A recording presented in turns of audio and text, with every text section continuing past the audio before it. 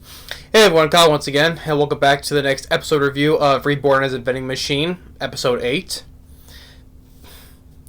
Once again, I thought once again, I don't know how this writer, this author, writes things more about vending machines and stuff, right? I mean, first of all, it was a very fun episode once again. And just once again with the writing and stuff like this, how it's written is very well put together. Like I said before, Phil, an isekai show, especially about a vending machine, people say it's silly, meme, whatever. I still think I don't see about that. I think it's a very cleverly well written series for me. It's with very fun ideas. Especially, I would never thought of any of these ideas about vending machines. So. But so after the little Tasmanian devils and Boxxo meet with everyone, right?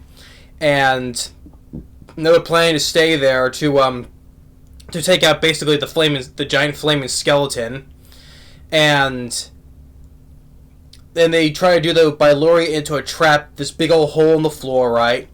And the only thing the problem is they have to extinguish its fire, right?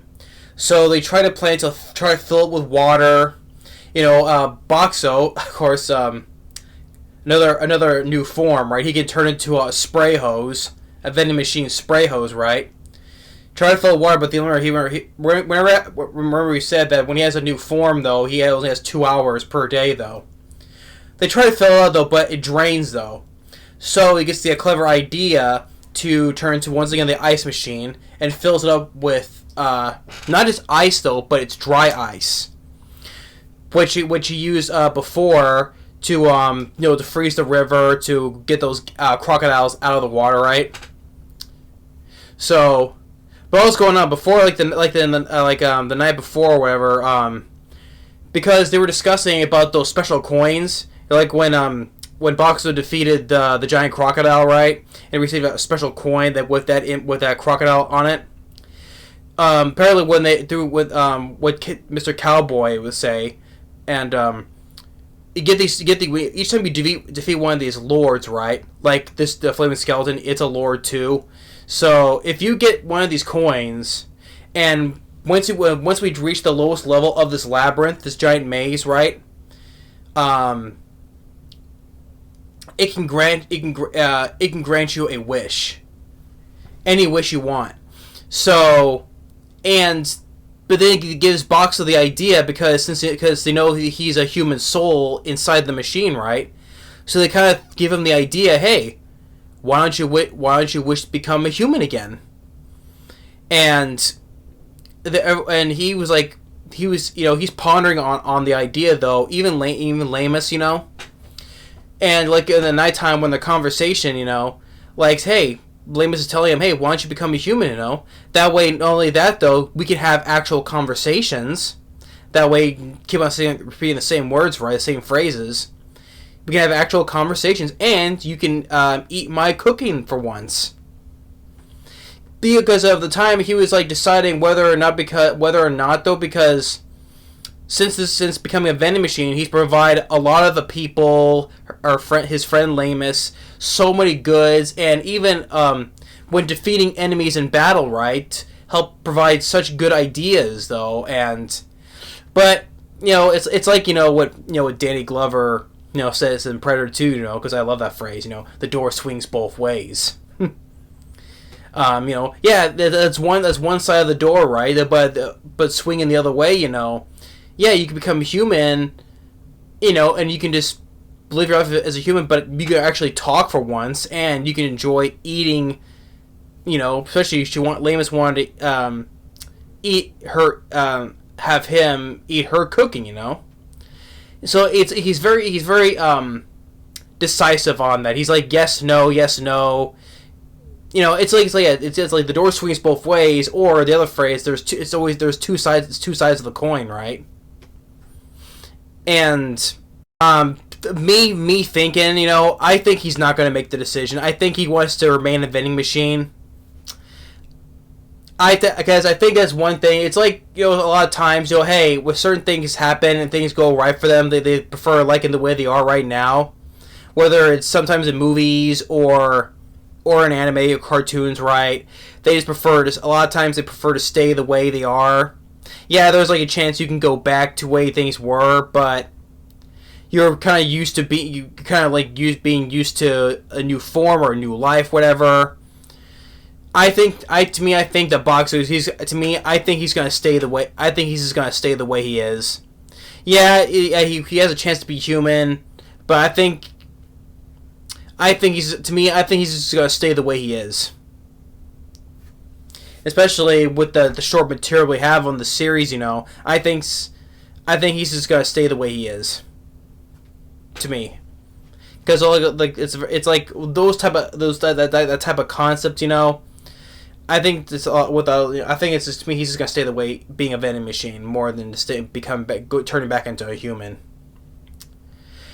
But yeah, but he's just been kind of pawing on that idea. It's yes and no, yes and no. There's positives and there's negatives, So then on the day though, the giant flaming skeleton comes in.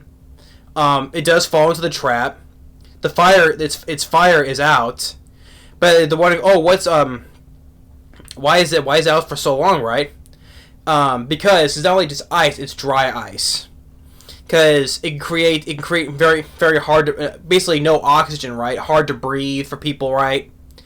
And because it creates carbon monoxide with no oxygen, without no oxygen, no fire, right? And they start throwing rocks at it. It causes a little damage, but it's not enough though. So they want to have somebody to go in there to take care of it, right? They volunteer Boxxo to do it, and it's like Lame's like, no, you're not letting him do that. I won't let you do that. Even Hilmi is in favor of that too. The funny thing is though, Boxxo, for learning what he's done from using his brain, right? I love the fact he literally does this on purpose, right? Oh, he thinks that he has a plan to do it, right? So he changes to another form. He changes into a vending machine where it sells Playboy magazines. And Linus gets all mad. He's like, hey, now there's not time to do that. And she goes and bitch slaps Boxxo, but due to her strength, right, a single bitch slap just sends him flying down there. So that was his plan. He did that on purpose to get her mad, to hit him down there. But by doing so,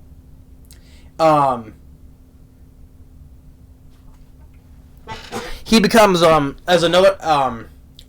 becomes another form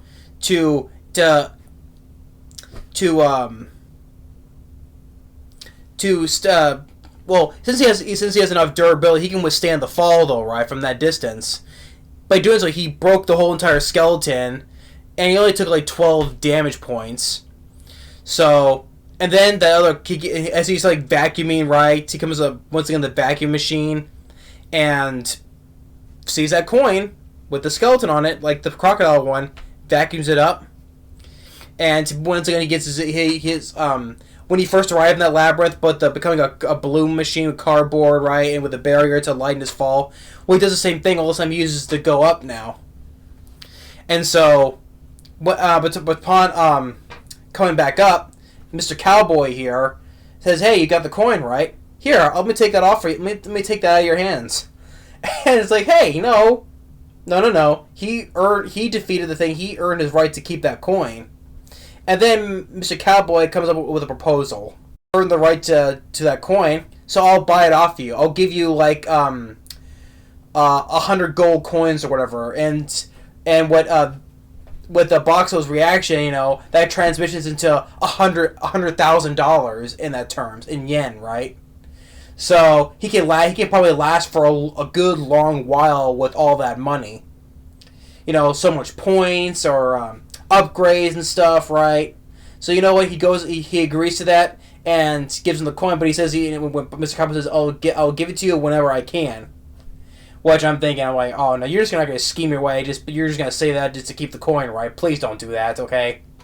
You little snake. Yeah, you better pay him the gold coins. You better. Or Lamus is gonna track you down and beat you to a bloody pulp then. Yeah. And so, and then afterwards, the director Bear says good job, and then they exit the labyrinth. So, yeah, I had another very fun time with this episode. It was like, once again, Boxxo using his being very clever, especially I like he just became a Playboy vending machine just deliberately to piss off Lamus, to purposely hit him into that hole, to dive bomb and just crush the skeleton. And I like the use of the dry ice to keep the fire extinguished, so because no oxygen, no air. And also how before he sucks up that gold coin as a vacuum, right, he becomes like it looked like he had an oxygen mask, right? For a breathing machine. He used it.